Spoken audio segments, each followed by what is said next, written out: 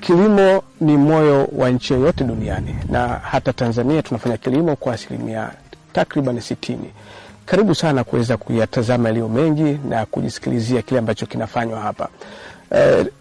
Kwa mujibu wa sensa ya mwaka 2022, Tanzania ina takribani watu zaidi ya milioni 60, lakini kati ya hao idadi yao zaidi ya asilimia 60 wanajihusisha na sekta ya kilimo. Hii leo tumetembelea mradi mkubwa kabisa wa kimkakati wa serikali ukiwa chini ya Wizara ya Kilimo, mradi wa BBT, Building a Better Tomorrow, jenga kesho iliyo bora, mradi ambao una lengo la kuwanufaisha vijana kwa kiasi kikubwa hapa nchini Tanzania. Tumefika hapa, nikukaribishe sana Mariam Ismail. Karibu sana tuweze kuyafahamu mengi yanayohusu mradi huu mkubwa kabisa uzalishaji wa mbegu ya alizeti. Kwanza tunataka tufahamu namna ambavyo vijana mnafanya kazi ya uzalishaji wa mbegu ya alizeti kwa kifupi sana.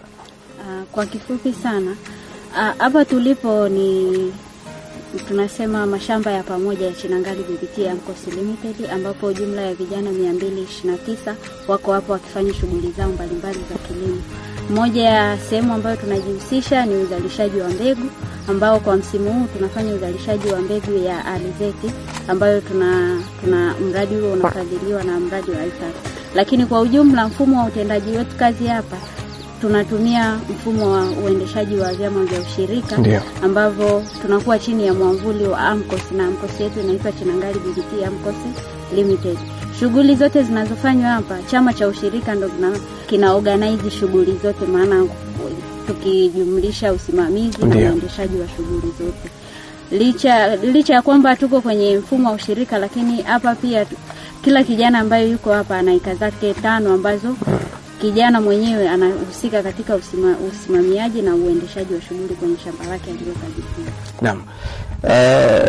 Mwaka 2022 2023, lakini pia mwaka 2023 2024, sekta ya kilimo imeweza kupeleka pato la taifa kwa wastani wa 4 mpaka 5, lakini msingi ukiwa ni kuelekea mwaka 2030 walau kupeleka pato la taifa kwa 10%. Huu mradi unasimamiwa na serikali chini ya Wizara ya Kilimo, na hivi karibuni tutakwenda kusikia bajeti ya Wizara ya Kilimo.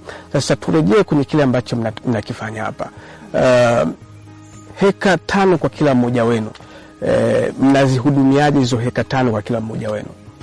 Mfumo wa uhudumiaji ni kwa msimu huu tulipata ufadhili kutoka mradi wa IFAD, ambao wenyewe kwa hapa Tanzania nchini kwetu unasimamiwa na wakala wa mbegu wa taifa ASA, ambaye ule mradi ulipokuja kwetu wao wenyewe wana facilitate 75% ya shughuli zote za shamba zinazofanyika hapa za uzalishaji.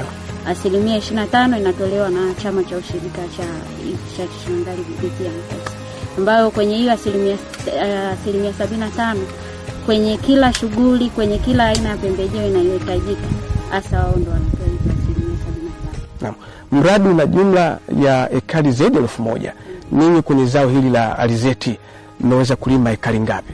Kwenye alizeti tumezalisha takriban 52. Huu ni msimu wenu wa ngapi? Msimu wa pili.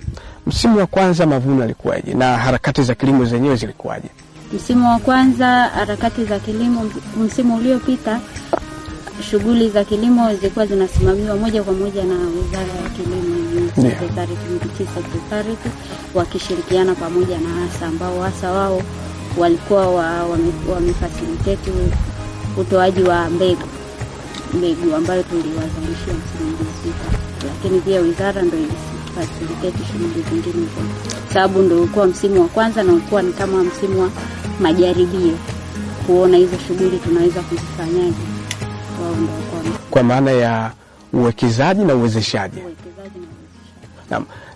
Na msimu uliopita wa mwaka wa jana kwenye mavuno hali ilikuwaje? Hali haikuwa mbaya, tulifanikiwa kuvuna takriban tani 95 za mbegu aina ya rekodi za kwa tumezalisha kwenye jumla ya ekari. Nasema zaidi ya ekari 200.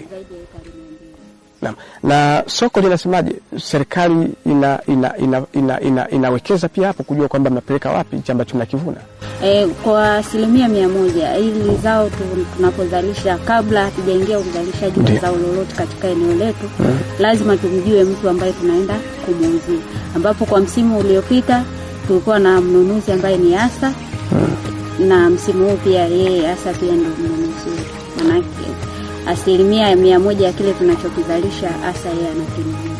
Kwa jumla ya ekari zaidi 200 umesema, mko vijana wangapi?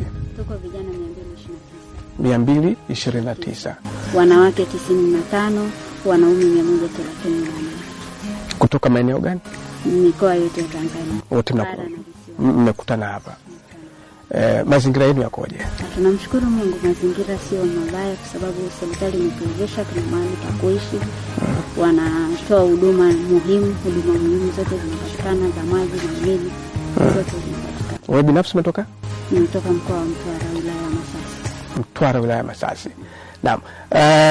Kwa kuhitimisha, pengine labda kwenye zao la alizeti unazungumziaje hali ya hewa na zao lenyewe? Hali ya hewa kwa hapa ina support sana uzalishaji wa zao hili, ingawa kidogo kwa mwaka huu matarajio na matokeo vimetofautiana kwa takriban 70%. Yaani tunategemea kuvuna kuanzia sio chini ya 70% ya kile tulichokipanda, kutokana na ukosefu wa mvua. Kama hali ilivyokuwa mwaka huu, mvua zimekuwa chache sana, lakini sio mbaya. Tunamshukuru Mungu hata kwa hii 70% ambayo tumeipata. Ndio ni nzuri ukilinganisha na maeneo mengine, mfano hata kwa majirani zetu kadhaa ambao wanatuzunguka hapa, hali kidogo inaridhisha. Naam. Mtazamaji lakini pia msikilizaji wa 103.3 CFM Radio, tumetembelea mradi mkubwa kabisa wa kimkakati ambao umewekezwa na serikali chini ya Wizara ya Kilimo, ukiwa unasimamiwa na Mheshimiwa Hussein Bashe, na hivi karibuni tarehe 21 na 22 atakuwa pale bungeni kuomba kuidhinishiwa bajeti, na miongoni mwa yale ambayo yamezungumzwa ni pamoja na kuweka uwekezaji mkubwa kabisa kwenye miradi hii ya BBT, jenga kesho iliyo bora kabisa kwa vijana. Nikushukuru sana na karibu tena kwa wakati mwingine. Asante sana, karibu sana. Asante sana.